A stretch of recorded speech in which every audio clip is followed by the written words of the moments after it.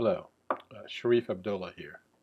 And what I want to do in this video is talk to you about the way that society needs to change in order for us to address the challenges of our time and to create a world that actually works for all beings. Now, this is a companion video to a piece that I just finished shooting on why things don't change. Why society continues the way that it goes, although there are tens of millions of people in this society that really want fundamental change and are frustrated because they're not getting it, because it's not happening. So I'm going to spend a few minutes talking about what the fundamental change is and how we actually will address that. Now, the first area that we start with is the need. Uh, quite simply, we're facing profound mega crises. These are the products of our flawed, limited behaviors. Those flawed and limited behaviors are the product of a limitation on our consciousness, kind of a delusion of our consciousness. That delusion is based on scarcity, limitation, and separation. That's what we call the breaker consciousness. In order to change any system, we must first change the consciousness that created the system in the first place. In order for us to change breaker systems and structures, we have to change breaker consciousness. The best way to create a new system, Buckminster Fuller said, is to make the old one irrelevant. And the best way to make the old one irrelevant is to change our consciousness in such a way that we no longer are thinking the old system. Okay, so that was our need. What the vision is quite simple. Our vision is that we can create a world that works for all beings, not just all of our friends, not just all human beings, but all beings. That we can create an inclusive global human society, not one world government, but a similar focus and a similar of consciousness that carries across cultures and across civilizations. That we can have a global human society that's thriving together with all other beings on a healthy and sustainable planet. In order to achieve this, we must shift our consciousness first, then shift our cultures, then shift our behavior. Now, in order for us to achieve this vision, we have to have some values. Our values are what I call the 5 foundational values. Number 1 is inclusivity. Inclusivity is the idea that I am connected to you. I am connected to all other human beings. I'm connected to all other living beings.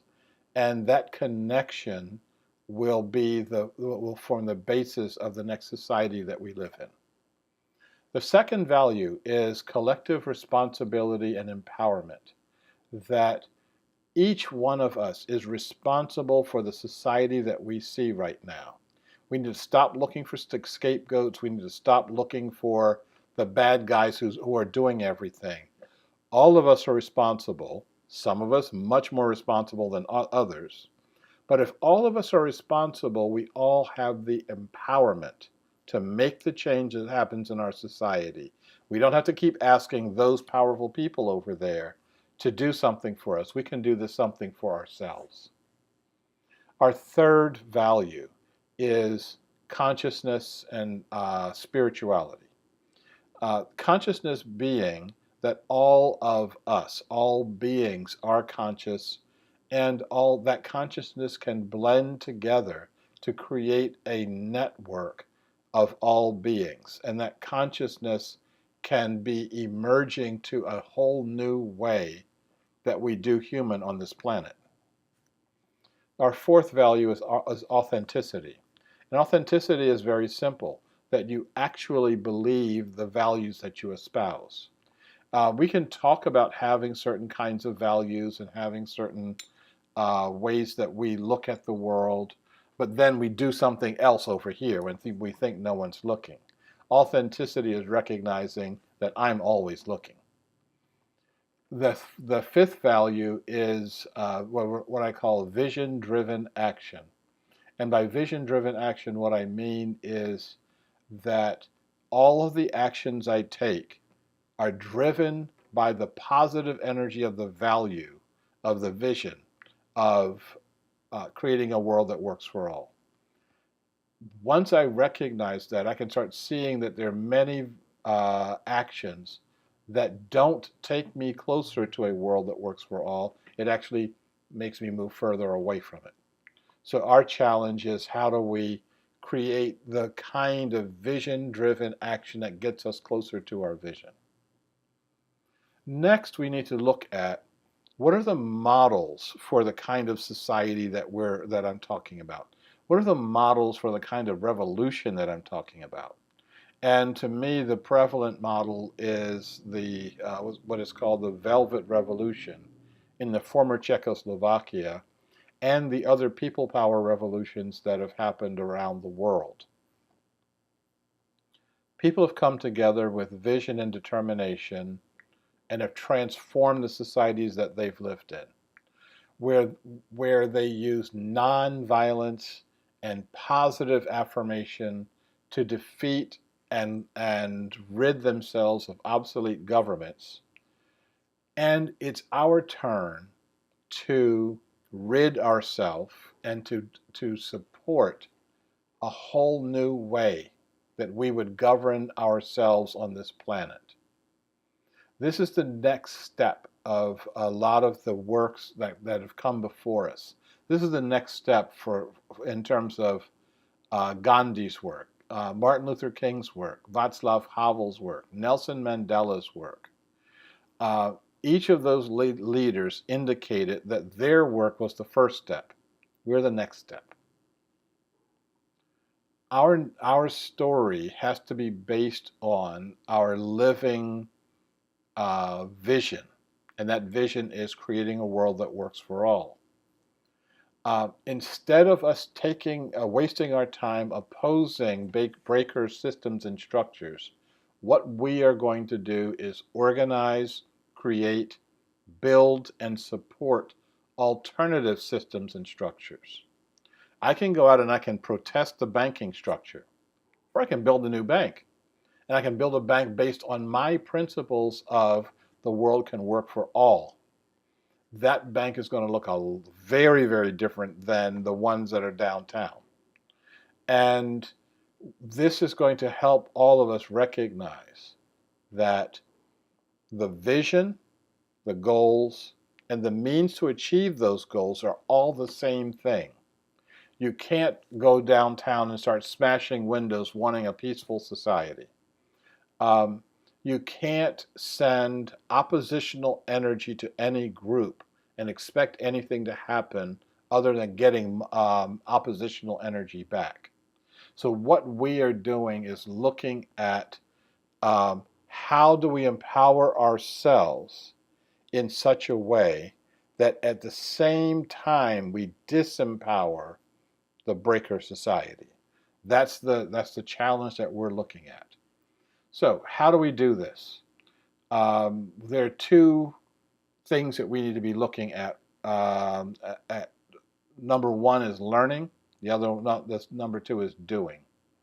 In terms of learning, we're trying to learn a new perspective, to learn a new way of looking at the world. The world is being given to us by television, news media, etc., etc. What we need to do is start looking at how that world we can see a different world, a world that actually can work for all beings, and to strengthen each other as we're looking at this process, to join in small groups where we're studying what does it take for us to learn how to see this world a different way. This is very important, to get people to talk to each other, to get people to talk past all of those boundaries that are separating us that separate us by the society that we live in, who you vote for, what side of the tracks you live on, etc. We can transcend all of that, and we should. So the second part is doing. So not only do we just get together and we talk, we need to do some things. And those things we need to do is create viable alternatives to the dysfunctional breaker systems and structures. Rather than insisting that somebody else change, we are going to be demonstrating and modeling the change through our own behaviors. Rather than saying, let's protest the bank. Let's show how all of us together can create a new economic system, as opposed to protesting Congress or begging Congress to do something. What would happen if we ignored them and get together with all of our neighbors and figure out how to govern ourselves and how to govern each other's behavior for the common good? The door is wide open for us to do all of these things. I'm looking forward to working with you and with others so that all of us can achieve a world that works for all beings. So thank you.